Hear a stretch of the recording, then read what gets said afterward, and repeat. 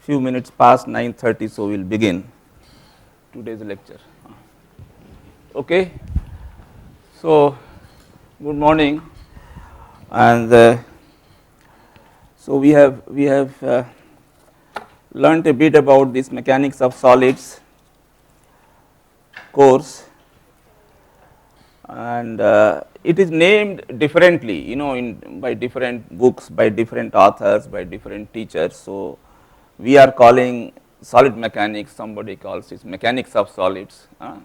We are making it short, solid mechanics.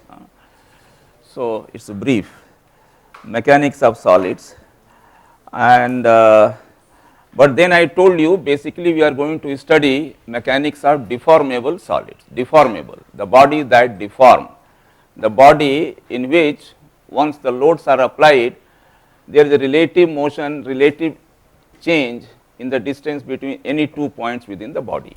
Okay. So, that distance between any 2 points within the body changes after application of load. This was not the case when you studied rigid body mechanics, when you study statics course in the last semester. So, now we are graduating slowly and slowly. So, we now study bodies because every body deforms. There is no body which does not deform, okay, including rock, steel, very hard, which we call that this is rigid, but there is nothing like rigid.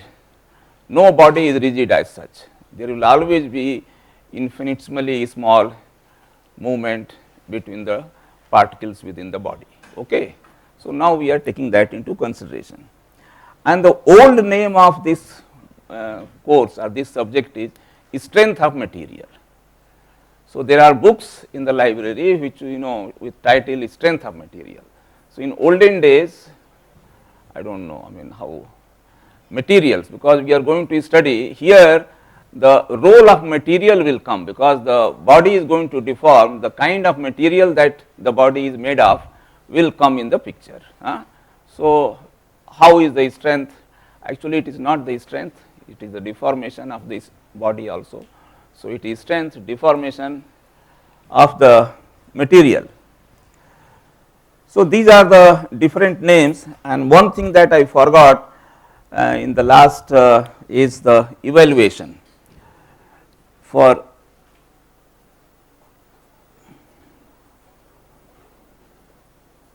nobody likes to be evaluated, you just only would love to or like to listen to the lectures, and that is all. But then since you are a student, you have to undergo some kind of. So, we have, because this number is large, it is about 90. So, we cannot have any other mode of evaluation except there will be an end semester at the end of a semester, on the entire course, on the entire subject, whatever has been covered, there will be one examination. Before that, there will be a mid semester. So, there will be a mid semester.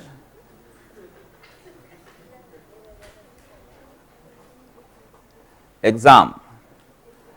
The difference between a test and exam is perhaps exam is of longer duration. So, if it is a 1 hour, it is a quiz or a test. If it is 2 hours, more than 2 hours, perhaps you can call it examination. So, because then we can ask some comprehensive questions. So, there will be mid semester exam, and that is of 2 hours. Normally, how many hours? 2 hours duration. So, this will be, I think, 40%. 40% of the weightage will. Then we are going to have tutorials. This is straight. We are going to have tutorials in the Monday afternoon. By the way, today we will have a class, not here, because I think this may be busy for some reason. So, in your regular class next to my office, we will have a class at 2 o'clock. Okay.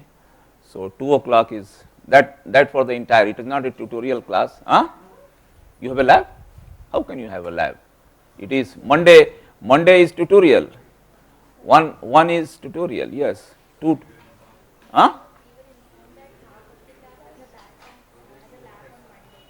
Acha, is that, what is this from next week? So this next week only tutorial will start. So this week I will have a some kind of it is not a fully lecture, but then yes, I will engage you at 2 o'clock there. So there will be tutorials, because there will be number of other teachers also involved, and that is 1 hour per week. So we will have 10%, and then semester end or end semester,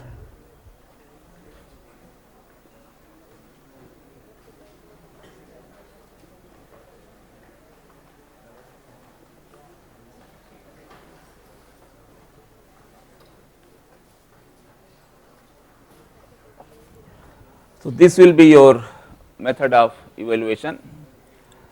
There is nothing like being regular, because this subject consists of few fundamental concepts.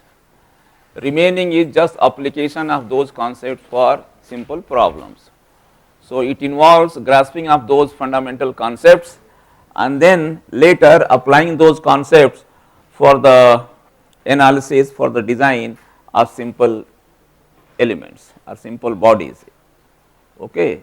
So it is the application, and application means you will have to practice. So if you, the more you practice, better will be your proficiency, and you. So this is a a subject which you cannot cram. You have to understand.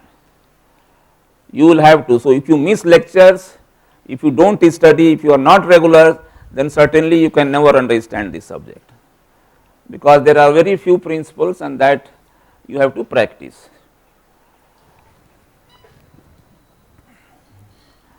Then units, there is always a problem of units. What units of that we, so there is something called International System of Units.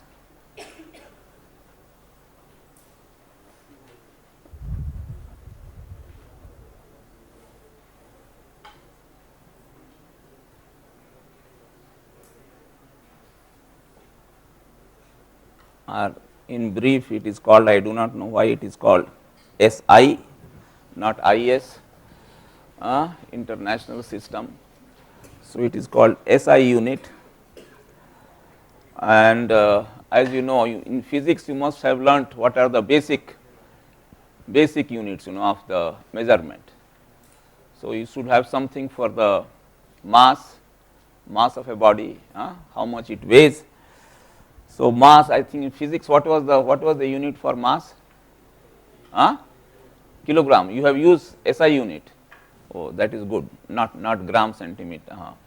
Okay. So SI unit. So one is the mass. So basic unit is for mass. You have kilogram, MLT, length. You have meter, and then time, you have second. So this will be the basic unit, and then there are derived unit like a force. Force is not a basic unit in our SI unit, but in my time force was the basic unit, and we used to derive mass by dividing force by G. Okay. Now here you do the other way, you take the mass, and in order to get force you multiply it by G. So force is Newton. So derived unit,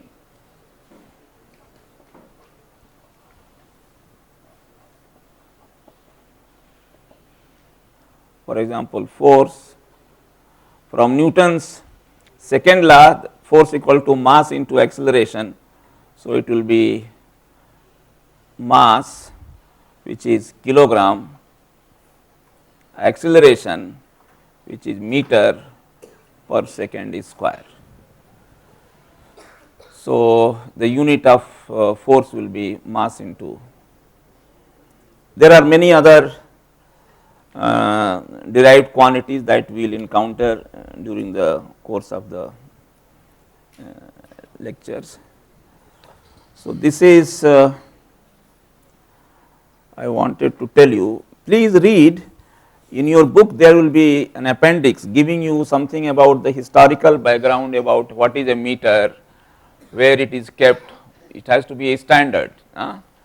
So, I think there is a meter length, standard length that is maintained in Paris somewhere, it is there and it is kept, but nowadays they say because it is made up of metal, so there is always some change, its length and changes. So, distance between the two points that are marked on that steel, that it is not a steel, it is some special metal. So, it changes. So, now the meter is from 1983, it is defined as the length of the path travelled by light in a vacuum during a time interval of 1 by, it is so many seconds. So, that is the standard because this is invariant. So, this is, so please read, go through the historical notes about the various units, and also it is good to know about the history of strength of material, history of mechanics of solids, how it is an old subject. It is an old subject, no doubt, not much has changed, it's what has changed is only our method of teaching or how you present the subject. Okay. So, it has a history of more than 200 years. Okay. So, it is started because from the days we started university system and then this engineering curricula. So, people started teaching this subject. So, there have been number of and the first book that appeared in the market, at least in the English literature, before that it was in French, in France, because France they were ahead of British as well as Americans, there the engineering started earlier than that.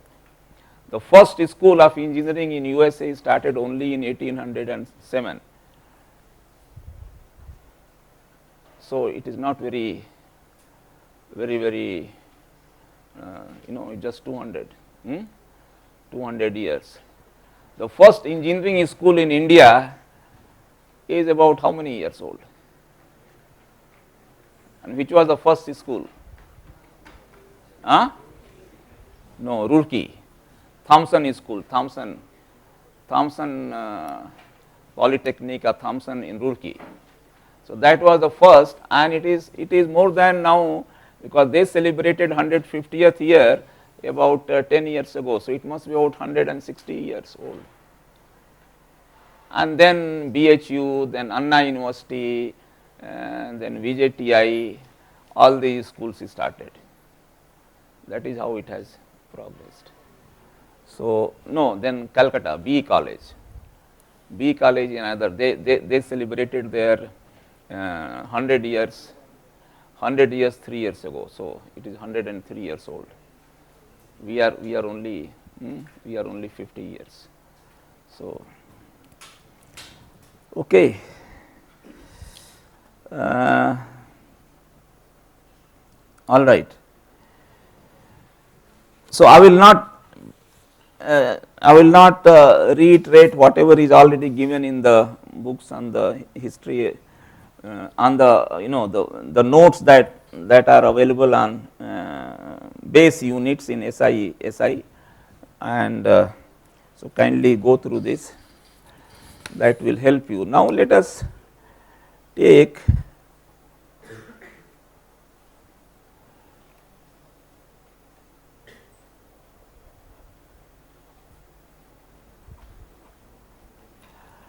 now let us start with the subject in a very simple way. Consider a body which is a very simple body.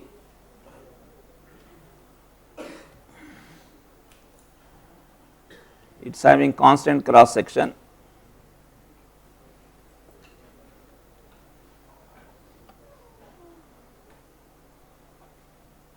okay, with an axis.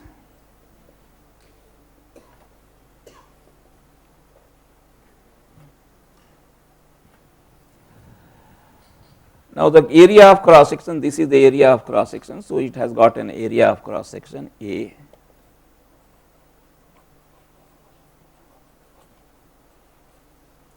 This is constant. For simplicity, we have taken constant. Such a body whose one dimension, and then we find that there is this dimension, that is, let us call this as the length L,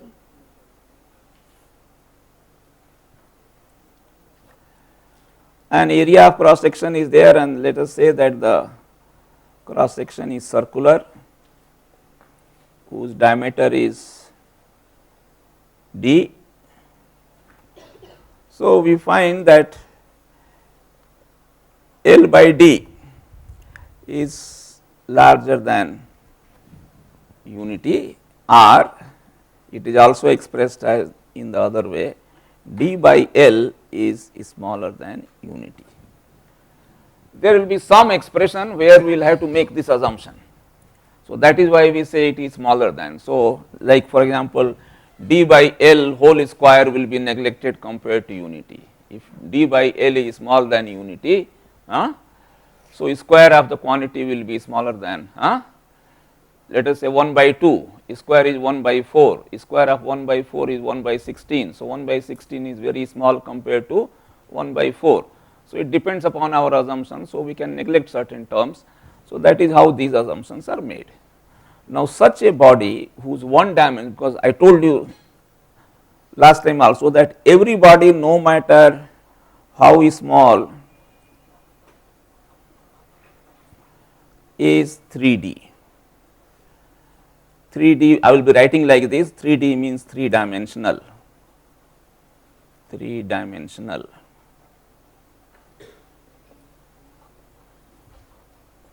It has got 3 dimensions. So, normally if you take a small, supposing I take a small at this point, I go inside the body and I take out a small element that might look something like this in Cartesian system of coordinate. So, even this has got 3 sides. It has got, you have x, you have y, you have z, and plus you have got a, you have got b, and you have got h, z. So, no matter how small the body is, it is 3 dimensional, but then with this assumption that 2 dimensions are very, very small compared to 1, we call such a body as slender. So, this is whatever I have drawn is a slender member. Okay, long member, slender member. Then the cross sectional is constant. So, we call it such a body whose cross section does not change with the length, that dimension. We call it prismatic. So, body is also slender, and in addition to that it is also prismatic member, prismatic. So, we are considering a slender prismatic member whose length is L, area of cross section is A, and so length is A means when it is not subjected to any external forces, no disturbance, no force is applied to this, it is at room temperature and it has got a. Now, when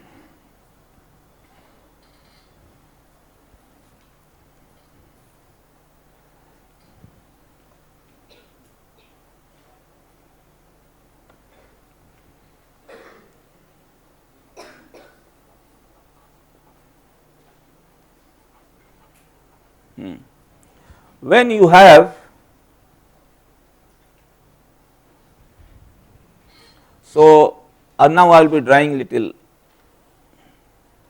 not that big cross section, I am drawing in a So, this is the length of this member.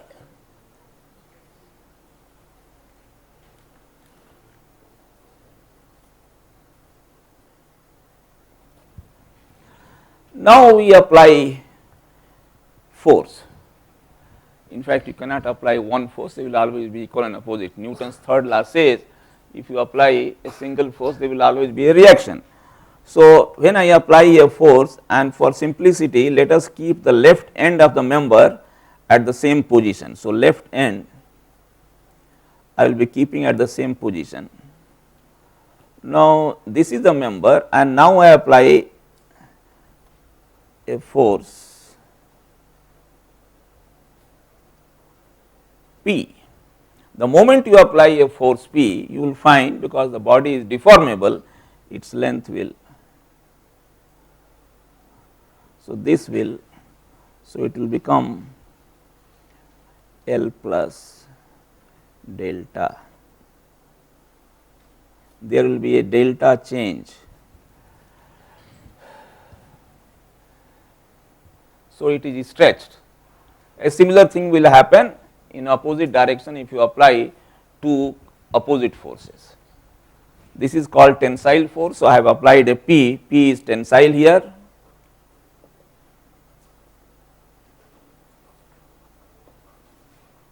You can also have P as compressive.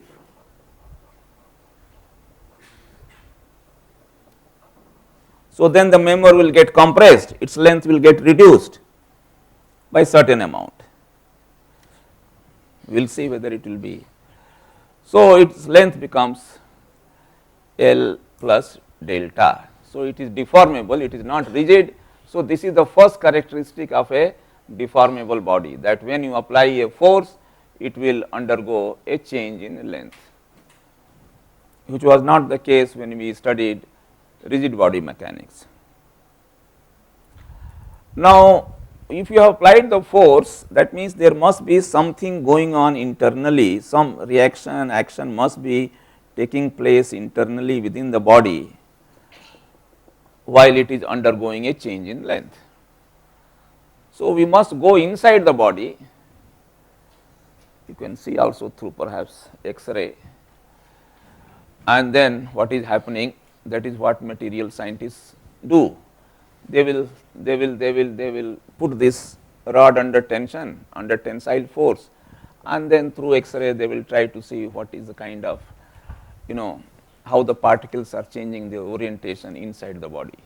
So, we would like to know, but then that is called micromechanics. If anything you see under microscope or under X-ray, we call it micromechanics. Micro. Now, of course, you have nanomechanics, but we as engineers have been used to seeing things at larger scale, at physical scale, at the scale at which we see things in, we do not want to go through in the laboratory. So, we will be studying here in this subject, in this course, we will be looking at material deformation microscopically, not microscopically, but microscopically. So, we will be macro, M-A-C-R-O, not micro, but micromechanics. So, we will be studying micromechanics. Micro is bigger, at larger scale, micro is smaller. And now you must be hearing, how many of you have heard the name nanomechanics, nanomaterials. So, people have started looking at material behavior at when they are very fine, very fine, 10 to the power of minus 9 meter, when their size is 10 to the power of minus 9. So, that is nanometer, 1 nanometer is 10 to the power of minus 9 meter. So, they want to study materials at that level. So, and that has started only, this thing has gained little impetus only in the last 5 years, micromechanics. And so, first thing, because micromechanics what to, so we knew, we have the laws of micromechanics with us. and that is what we are going to study. So, people applied these laws to materials at micro level, at nano level also, but then it is not right. Now, people are realizing that at that level the laws itself, the physics of the material itself changes. You cannot apply whatever laws which govern the behavior of the body at a larger scale to that small fine level. So, you must study something called quantum mechanics, in the physics you have. So engineers have to study quantum mechanics, and also another subject called molecular dynamics, MD. Molecular dynamics, all these biology people, they have to study. Now, we also have to understand. So, every engineer should know something about quantum mechanics and molecular dynamics. How does molecules, how does molecule behave, at that level when the particle size is so small. Anyway, so let us confine our discussion to macro level, not at micro or nano level.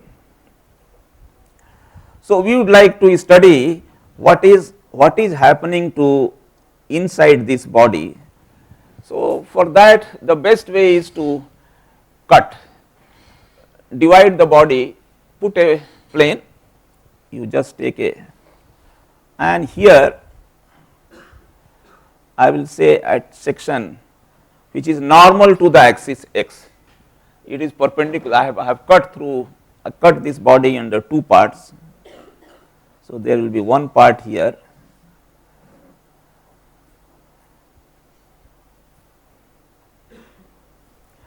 and now I will have to displace the other part is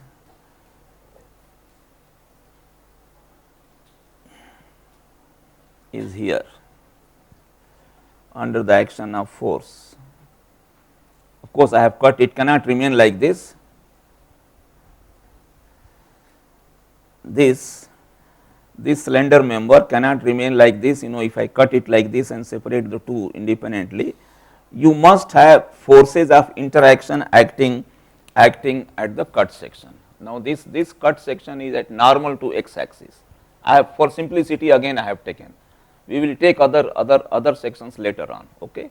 So, right now it is normal. Now, since it is normal,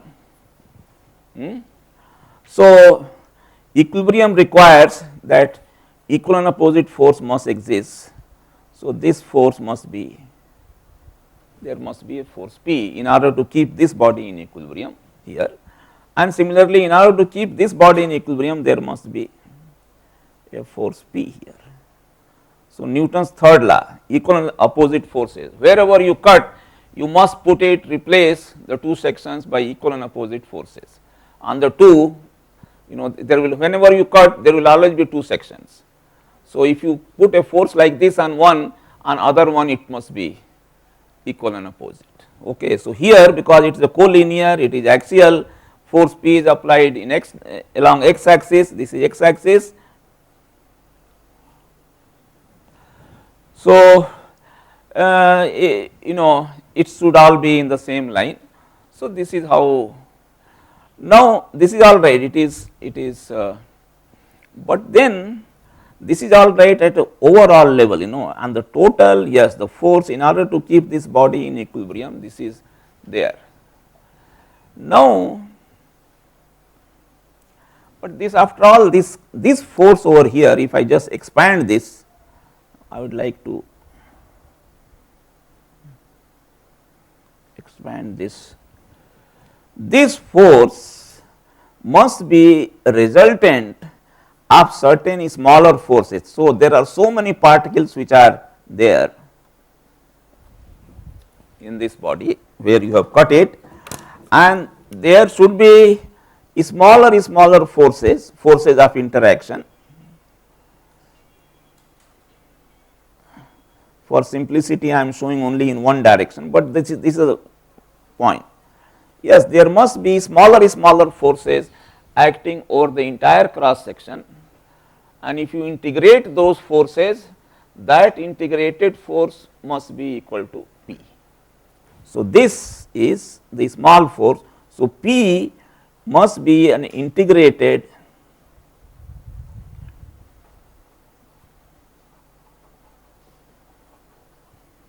force distribution.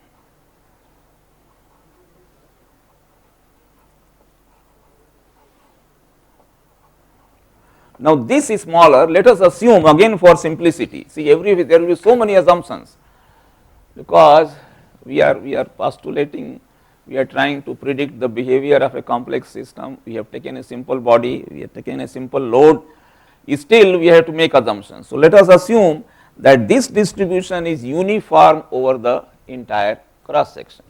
So, let us assume a uniform distribution, which will not be. In reality, uniform distribution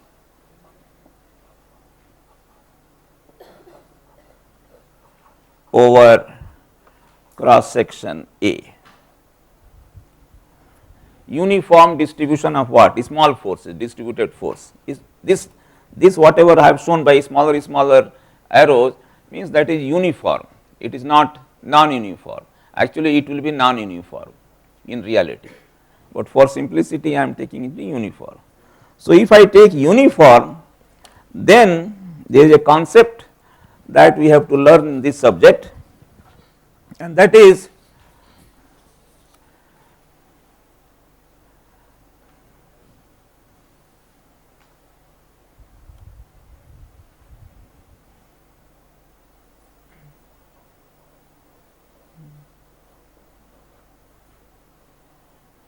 concept of stress. What is an stress at a point P on the cross section? So, if I take a small point P here, this is point P. So, what is this distributed force? Now, so this is the stress is a point based quantity, not integrated force. Force we have been dealing with earlier. So, now this is a new quantity which we call stress. So, what is this point at point P, that is small force? So, that since we have assumed that this is a uniform distribution, so we will take a P divided by area of cross section and denote that by a symbol sigma, and sigma we call it stress. So, stress at point P is P over sigma, force per unit area. So, stress is force per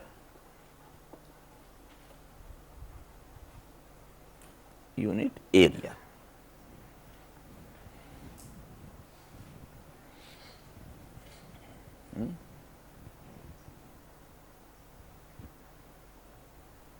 This is a very simple concept of stress.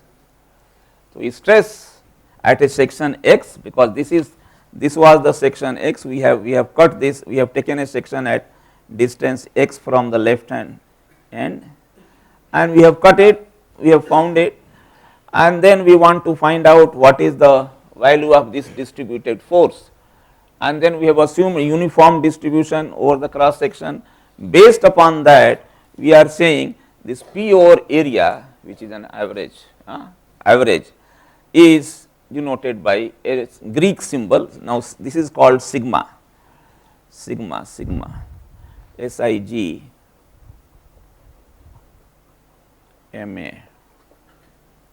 a Greek symbol sigma. Okay. Modern symbol for expressing or denoting a stress at a point is also tau, TAU, tau. That is another Greek symbol, and tau is like this. It is not T. See, you take a horizontal line and then make a curve here like this. So, that is tau, TAU. We will be using sigma for the time being, because tau will be using for something else. Now, this sigma in this problem, this is a very specific problem, is obtained on an area which is at right angle to x axis. So, it is a, we call that cross section normal cross section, it is a normal cross section. So, cross section is normal at 90 degree, that means at 90 degree to x axis, and it is directed, again this is also sigma, we are, you know, it is all b because it is to be integrated sigma. If you take integral of sigma over the area of cross section, that will give you p. So, this is, we call this as a normal stress, we give an adjective. So, this stress is a normal, that means stress value that is acting perpendicular to the plane which you are considering. So, if you consider any plane, here we are considering this plane which is normal to the x axis, this plane area is normal to the x axis. So, then this stress we will call it normal stress, normal.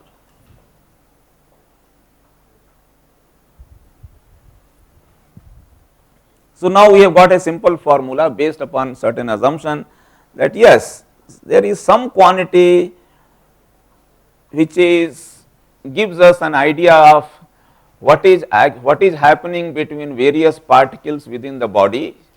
So, particles are interacting with each other, and then this is that we can define it by a quantity called stress, and then stress is the force of interaction, because that is what we have shown here, force of interaction. So, if it is like this on this body,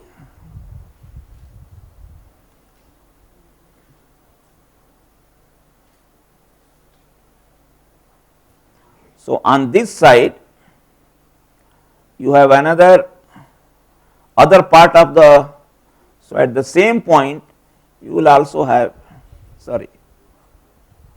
you will also have the same, because equal and opposite.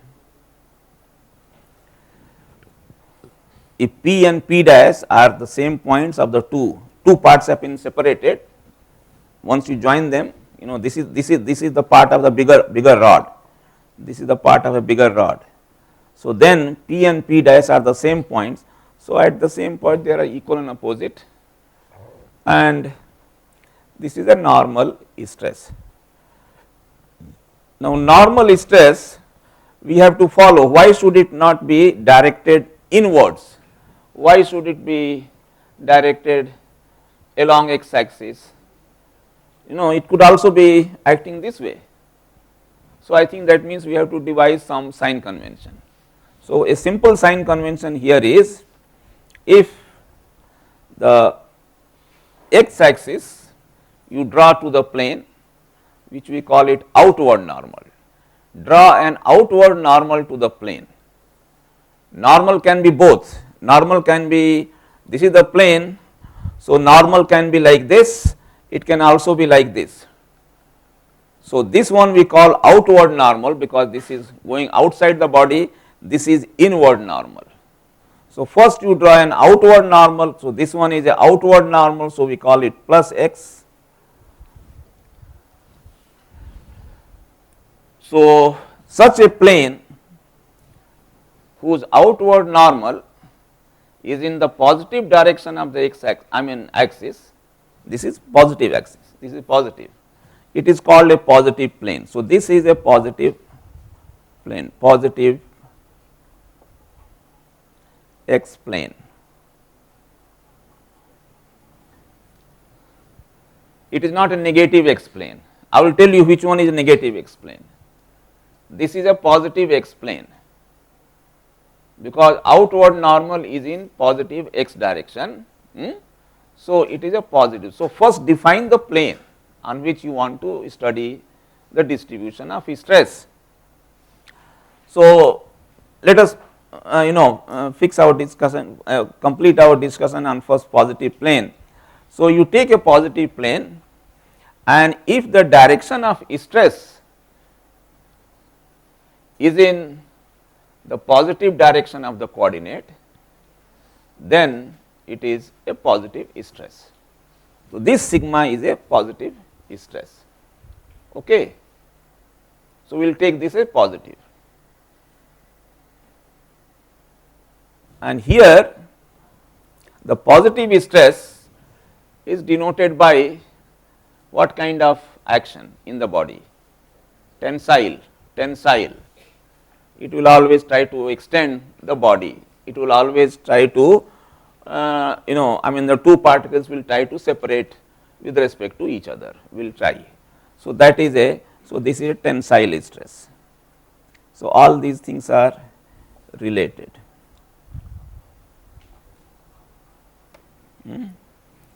So, positive plane, then positive stress, tensile stress. Now, the same thing now I will define. Take for example, this plane, the opposite side, because you always, the moment you cut it, you have the two parts. Now, this is, once you take this plane, so outward normal is in negative x direction, not positive, but because I have fixed my x axis as, this is my x axis positive. So, this is positive. So, this is negative. Now, such a plane is negative plane. So, this is a negative plane.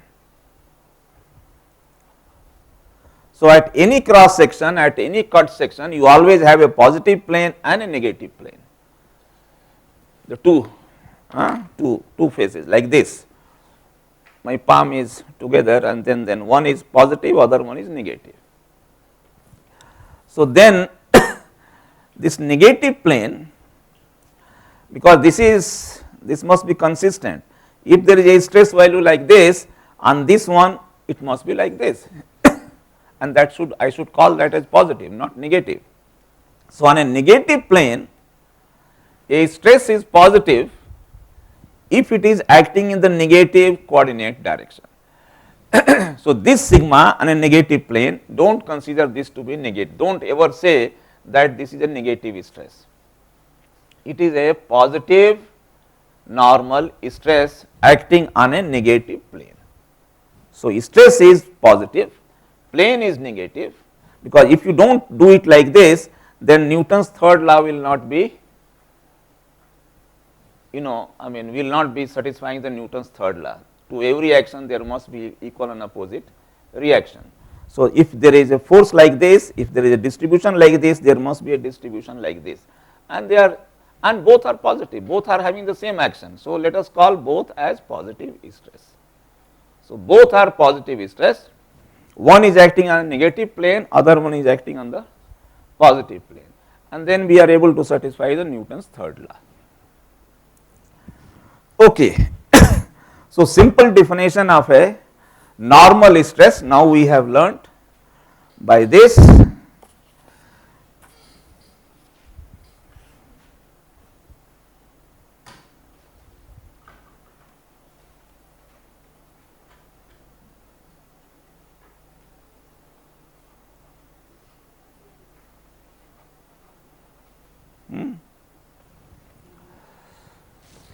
And that is that stress is force divided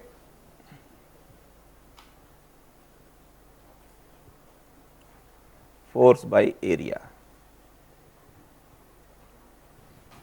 and here it is we have defined in terms of normal stress.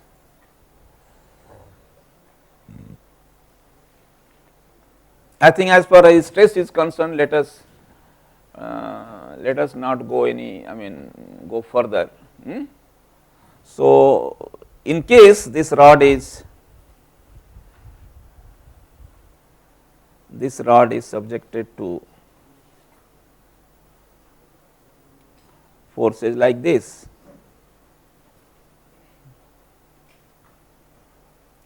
So, it is under compression. So, if you cut it, if you divide this into part, take this body,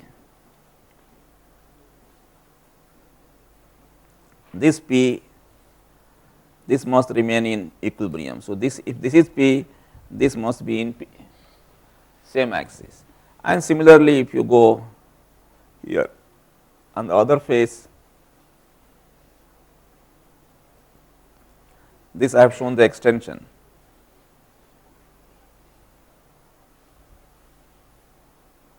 P. So, here if I take the distribution at any point P, so this is my sigma, and sigma is still is, assuming that distribution is uniform over the area of cross section, is P by A. But then this sigma, this is a positive plane. Is this a positive plane or not? First define your plane, positive x plane, and we have defined just earlier that a positive stress will be positive, called positive if it is acting in the positive coordinate direction. Now, this is acting in a negative x direction. So, this is a negative stress. Okay, so this is the stress is negative. So, this one is it's not a positive, but negative. In this case, so this is negative, and we call here we call it, instead of tensile stress, we call it compressive stress. Compressive normal stress. It is normal. So, we will be denoting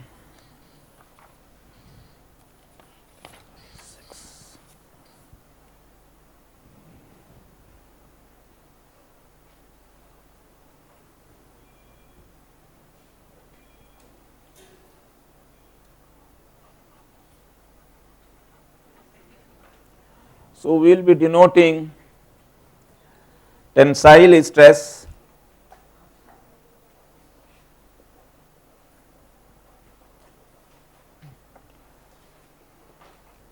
positive, compressive stress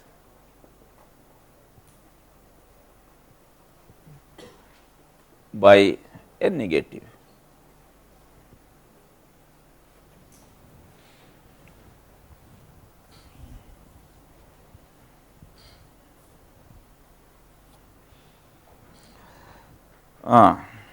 Now, what has happened to the rod in the process of application of the load? The rod has elongated.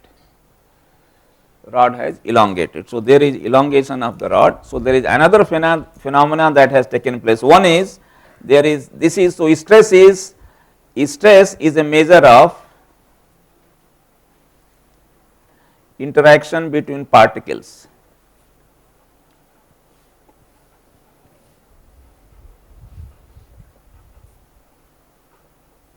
Material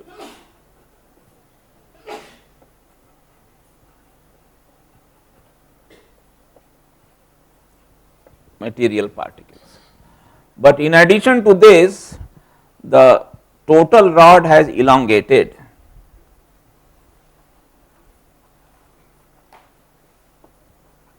There is another phenomena that has taken place. The rod has elongated under action of force.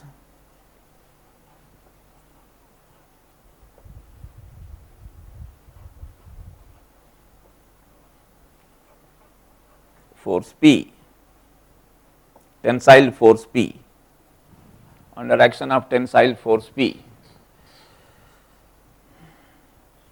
and it has elongated by an amount delta. Delta is the elongation plus delta, not shortening. So, I will just say it is elongation. Original length is L. So, there is another concept that a new concept that you have to learn in this subject when we are studying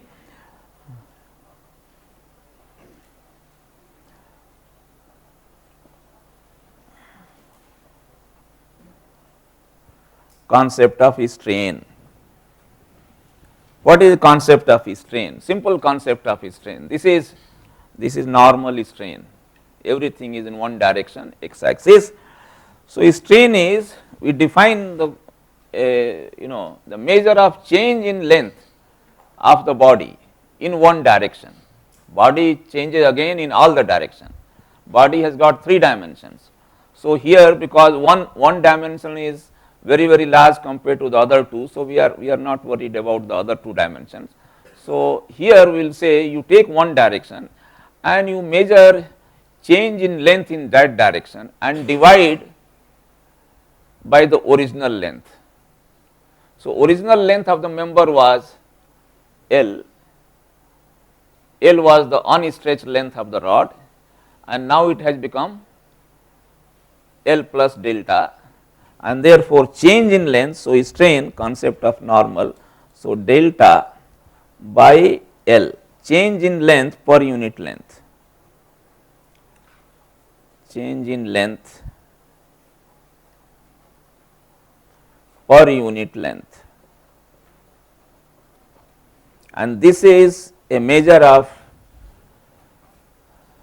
the deformation, and we denote this by a quantity called strain, and here it is normal strain. Why it is a normal strain? Because this elongation is taking perpendicular to the plane of the cross section. Okay. We have taken the normal, we have taken a cross section perpendicular to x axis. So, then and it is happening, this change is occurring only along the x axis. So, this is the normal strain. So, the definition of a normal strain will be delta by L. Incidentally, you will be doing this experiment in our lab, solid mechanics lab. This so you will be having a specimen, you will be loading it and then finding out the change in length. You will be computing the load. You will also be seeing the change in length. You will mark out 2 points, and you will see how the change how the distance between the points are changing. And I am sure you must have done also an experiment in your physics class for finding out Young's modulus of a wire. You hang the wire from the roof of your class, this one of the laboratory, and then you put number of weights, and then you measure the change in length of the wire. So, this is the normal strain, change in length. So, stress and strain. So, these are 2 fundamental concepts for study of a deformable body. One is based purely on the forces. There we are not considering changes in length, deformation. We are considering still only the interaction between the particle. So, it depends only upon the applied force, while the second one is purely geometrical. It is just change and divide by the original length. It does not consider any force. Simply it says under the action of force, the strain quantity is purely geometrical concept, while so geometrical concept we will call it, and while the stress quantity is dependent upon the applied force. So, we call it kinetic, it is kinetic, sorry, yes, kinetic is force. So, it is a kinetic concept, and this is pure geometrical. Then comes, because these 2 quantities are there, and this will depend upon what is the material that we are considering, what is the material of the rod that we are considering, because this change will be different for steel, it will be different for aluminum, it will be different for carbon, it will be different for plastic. So, that means the material comes in the picture. So, stress You may apply the same stress, same force, but the formation will be different for different material. So, strains will be different. So, there is something called, so that means you have to study stress strain law, relationship between stress and strain for different materials. So, and that can be studied only by doing experiments, not by doing any analysis and analytical study. So, you take the material and try to study what happens to when you apply the force, what happens to its elongation or change in length. So, you will be doing the experiment for steel material and also for cast iron, another perhaps in the laboratory. And now we have got very good instrumentation. Earlier our load measuring and strain measuring instruments were not good, but now we have got very sophisticated. So, kindly see those things in the laboratory, they are called universal testing machine, UTM. So, there are, we have got also the old UTM, that also you please see, which is a 50 ton machine, that means you can apply a load up to 50 tons. And we have got a new 50 ton machine, which is very highly sophisticated, and you can instrument it, and all the stress and strain can be measured very accurately. And we have also got another UTM of 10/5 ton, a small one, where the strains are large, we want to study, even when you apply a very small force, elongation will be too much. So, therefore, we need a smaller machine. So, that machine also we have got, so you will be testing some material there also. So, then this stress strain law, that means how to relate stress to strain for different material, and different material will have their own relationship between stress and strain. So, that will be the next subject of our discussion, and stress strain law. I will not be taking stress strain law in the afternoon, because that will be the regular course. So, I will take in the next class tomorrow morning, but afternoon I will be solving some simple problems based upon whatever we have done. Okay. Thank you.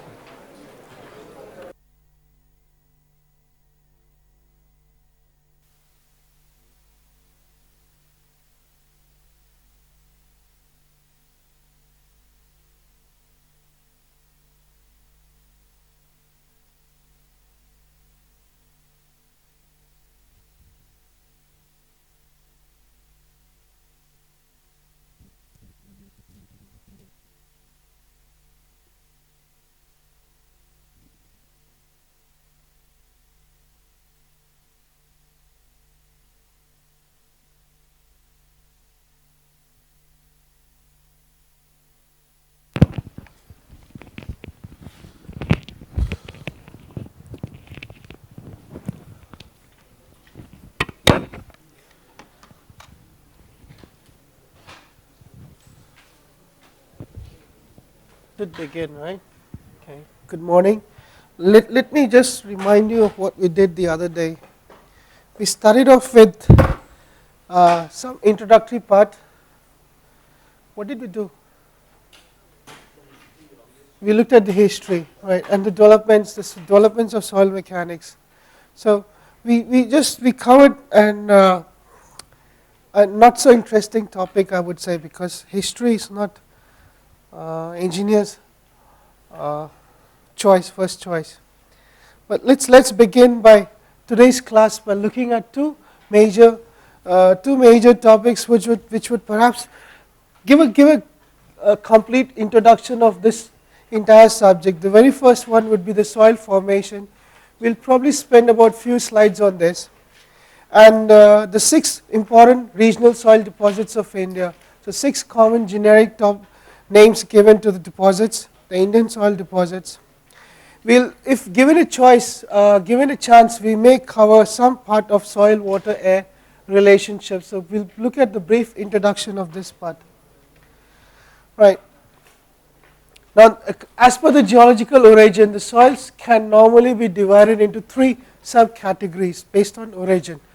Very first one would be whether the physical disintegration, whether you have a large sledgehammer and you smash it, you're destroying it, or mechanical disintegration.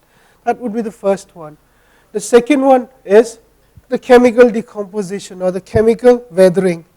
So chemical would alter the minute composition, the minute parts of the soil, but the physical one would, in physical decomposition or physical weathering, you would have the individual constituent material of the parent rock or the parent material which is present. The third one is the organic one. The organic is given from the say, let me just recall. Organic would constitute mainly from vegetative matter, less of individual grains, but from the weathering of vegetative matter. So out of these three, the first one is, like I said, is because of the using a sledgehammer, you have an impact or grinding effect. A sledgehammer would be rather a crude way of stating it, but you would have some kind of forces acting on it, either wind or air. So mainly the wind, air, or even ice when you have large glaciers moving in. So that, in that case, like I said, we have the parent minerals are present. The minerals are present as in the parent rock. Because you are using a mechanical process, you have a very high chance of looking at the individual grains physically. Physically meaning you can look at it with the naked eye or with the hand lens. If you can do that, then it's either a coarser particle. A coarser particle would be sand and gravel. So there are two terms coming in today, sand and gravel. Okay, these we'll look at two more terms in the next one, which is the chemical weathering. In chemical weathering, it can be oxidation, hydration, carbonation, blah blah. When which like I said, you have the material or the original parent rock, the minerals are really destroyed, and you have everything gets altered, and you have a different mineral or different soil category or subcategory present. Now examples of this can be clays and fine silt. Okay, these are the clays are again the sticky material which we spoke of. So we are going to give a proper name, or I must say